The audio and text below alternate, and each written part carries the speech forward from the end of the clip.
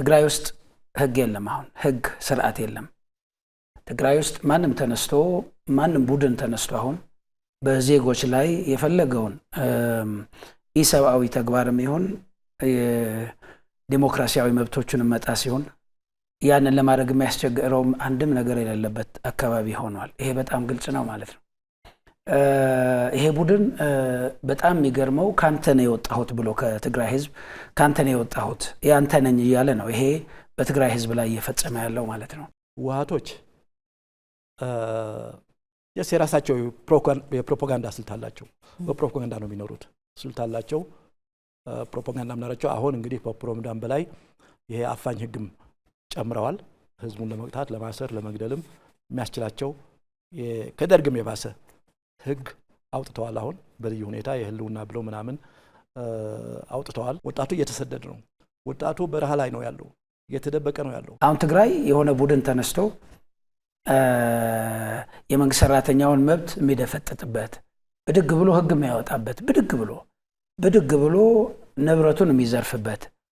ብድግ ብሎ ሌሎች ሰብአዊና ዴሞክራሲያዊ መብቶች የሚገፍበት አይነት አካባቢ ነው አሁን የሆነው ትግራይ ማለት ነው ቀዳማይ ምርጫው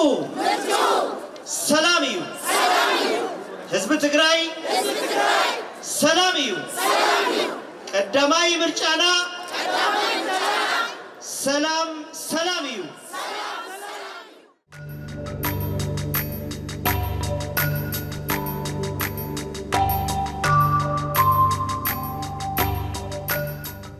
አላቀር ቡድን የሚሰራቸው ስራዎች በተደጋጋሚ በትግራይ ህዝብ ላይ የሚያደርሰው ችግር አሁን ደግሞ አፈሳ ከኤርትራ ከሻዕቢያ ጋር ጽምዶ በሚል ፈጥሮ ግድያ አለ አፈና አለ ሁሉም ነገር ችግሮች አሉና ይሄ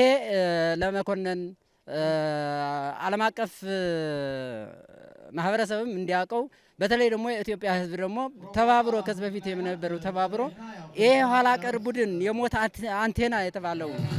እውነትም የሞት አንቴና ነው የትግራይ ህዝብ በዚህ ኋላ ቀር ቡድን እነሱ ልጆቻቸውን አውሮፓና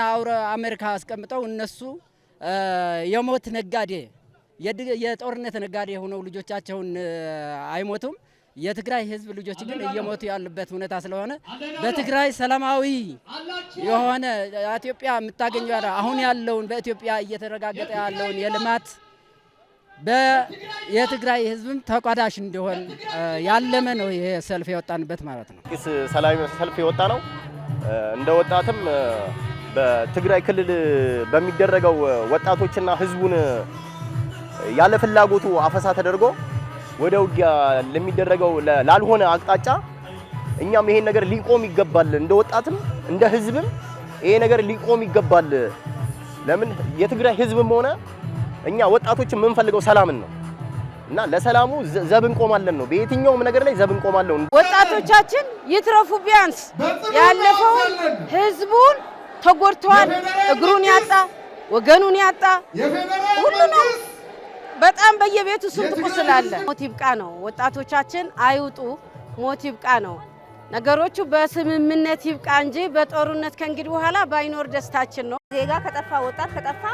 ይሄ ሀገር ማን ነው የሚረከበው ተረካቢኩ ማትረፍ አለብን አይደል እንዴ እድሜ ልክ እኮ እነሱ ቻሉ መምራት ያለባቸው ለትውልዱ ማስረከብ አለባቸው ስለዚህ በጣም ያማል እኔ ላይ ሊደረግ የማልፈልገው ነገር ሌላ ላይ ማድረግ የለብንም ወጣቶችንም መሸጥ የለባቸው እናቶችንም ማስለቀስ የለባቸው ስለዚህ ቆም ብለው አስበው ህዝቡን ወደ ልማት ወደ እድገት መምራት አለባቸው እንጂ ትውልድ እያጠፉ ያሉ አመራሮች እኔ ኃይል ይባሉ ይገባል ነው የምለው አሁንም እንደገና ተመልሶ ከስህተቱ የማይማር ቡድን መልሶ የትግራይ ህዝብ እየጎዳና ያለው ወጣቱ ተባብሮ መንቀል አለበት ነው በተለይ ከሱዳንም ሰራዊት እየተሸጠ ነው ወጣቱ ወደ ሱዳን እየተሸጠ ነው ያለውና ይሄ ህዝብ ስለሆነ ድንበር ተሻጋሪ የሆኑ ወንጀሎች ናቸው እየፈጸመ ያለው አሁን ያለውን ኢትዮጵያ የማፍረስ ብቻ አይደለም ምስራቅ አፍሪካም ለማደራመስ ስራ ስለሆነ እየሰራ ያለው ይሄ ኃይል ባል ይገባል ነው ቀዳማይ ምርጫው ሰላም እዩ ህዝብ ትግራይ ሰላም እዩ ቀዳማይ ምርጫና ሰላም እዩ